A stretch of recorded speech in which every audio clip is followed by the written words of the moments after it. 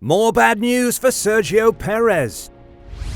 Checo Perez's bad season could soon catch up to him, as rumours surfaced about a clause in his contract that could see him lose money. This is a massive hit for the Mexican, who barely just started to come back into the fold with his recent P2 finish in Belgium. What would this mean for his confidence further on, and could his Red Bull seat depend on it? Sergio Perez finally got back to second place in a Grand Prix for the first time since Miami in May, and on paper that's great because he finally emphatically ends his run of poor qualifying performances and difficult recovery drives into solid positions. However, I would suggest that the manner in which he finished second probably hasn't sent him into the summer break in a positive mood at all. Max caught up with him very easily in that first stint, while making ground up after starting a few places further back, and Perez was kind of holding on at that stage of the Grand Prix. But then once it came to just the two of them out front, they were onto a tyre that Perez was struggling a little bit more with. Max just left him for dead because the pace difference between the two was enormous. I don't know if it's because when he is on the soft at the beginning and the car is at its heaviest, there's an element of Perez's little bit of weakness with the car, not being able to drive it in quite as edgy a manner as Verstappen gets masked a little bit. It's just a little bit better because there's a bit more grip, it's a bit more stable and more settled. There's just a bit less variance between the two, and then as you sort of stretch that out over the course of a Grand Prix, Verstappen just goes to a level that Perez is nowhere near. So I would say Perez is quite demoralized in second place, in a way, but I can see the benefit of just at least getting that second place because that's what he's there to do. I think given how difficult a run he's had, it's quite important for him just to do a solid job, and obviously the gap in qualifying in both qualifying sessions in the tricky conditions was big. I don't think it's a massive bonus, but it's a nice, good, solid result, which means Perez can go into the August break thinking that he can build on this. And build on this he will have to, because it was recently discovered that he has a clause in his contract which makes him lose money the bigger the gap between him and his teammate Max Verstappen is in the driver standings. Namely, the agreement specifies that if Perez trails his teammate Max Verstappen by 125 points or more in the F1 standings, his compensation, including salary and bonuses, can be cut, as reported by De Telegraph.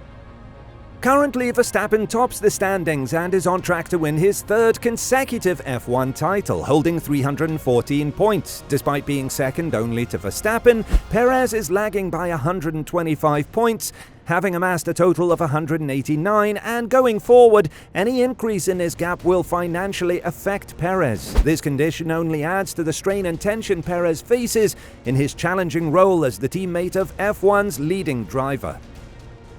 In 2023, Red Bull has emerged victorious in every Grand Prix, with Perez contributing 2 wins. Nevertheless, his overall performance has been subject to scrutiny, considering the capabilities of the RB19 at his command. Coming in second place behind Verstappen at the latest Grand Prix in Belgium has eased some of this pressure. However, the presence of Daniel Ricciardo at Red Bull's affiliate team AlphaTauri serves as a continual reminder that other drivers are vying for his position. But Checo is not bothered by Daniel Ricciardo's goal of having the Red Bull seat for 2025, as he stated, but in my opinion this is just a way of him relieving the pressure on himself, because we all know how ruthless Red Bull are, and that Horner and Helmut will not allow a subpar performance.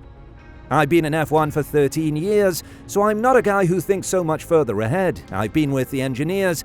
I don't even have the time to discuss what's going on with Daniel. I think it's a great opportunity for him, and that's it, were Checo's words. And to be honest, I kinda agree with him. People can say what they want about Checo, but realistically speaking, there isn't a second-choice driver that's currently better than him. Daniel is a good driver in general, but he isn't better than Checo, and Red Bull would be worse off if they were to replace him with the Honey Badger. That would be a very naive move. The only driver that would be a suitable fit to be in Red Bull is probably Lando Norris, and I'm hoping Liam Lawson gets a crack at F1, although he'll probably replace Yuki at AlphaTauri before making it to Red Bull.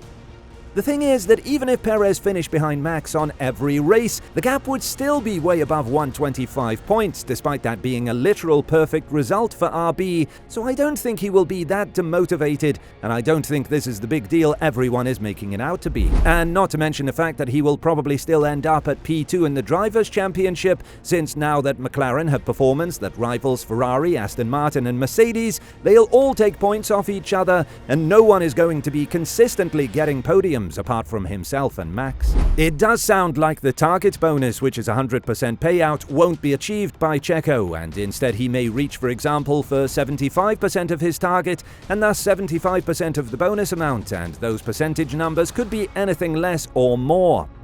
Perez's job this season is to be second place, and this is what he accomplished in Belgium, and I think we're overlooking a crucial fact here in the form of Red Bull still not showing the true potential of the car, and I think they're sandbagging massively. Checo's poor run of form is on him, that's a fact, and there's also this vibe going on that the car doesn't suit his driving style. At the start of the season, Checo was nearer to Max's level, then the car was developed towards Max's preferences. Also, he doesn't have to push really to get second, and doesn't need to risk much to achieve second by driving to Max's level, as he probably knows Max is unstoppable at the moment, so he could just ride out the media throwing shade at him for not being to pace, but he doesn't have to do much just to keep second in the championship. He's still second in the championship by good points, and he's getting back to form.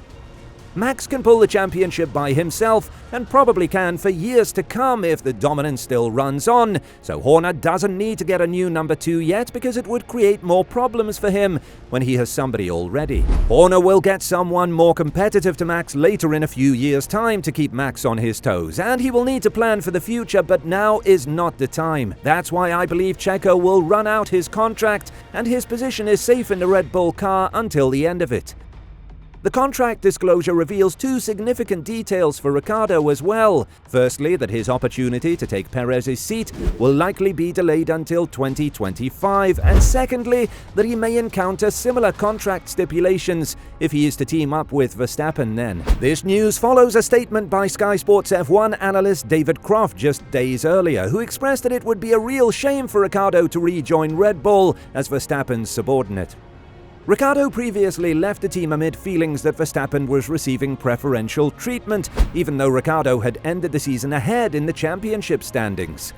The buzz in the F1 world surrounds Ricciardo's comeback to the grid after being offered a chance to drive for Red Bull's junior team AlphaTauri for the remainder of the season. His performance in his 2 races back, finishing 13th and 16th, has been competent but unremarkable, especially given he's driving one of the slower cars in the field. AlphaTauri is evidently not Ricciardo's ultimate goal. He aims to secure a full-time position with a leading team like Red Bull, where he previously achieved the best results of his career.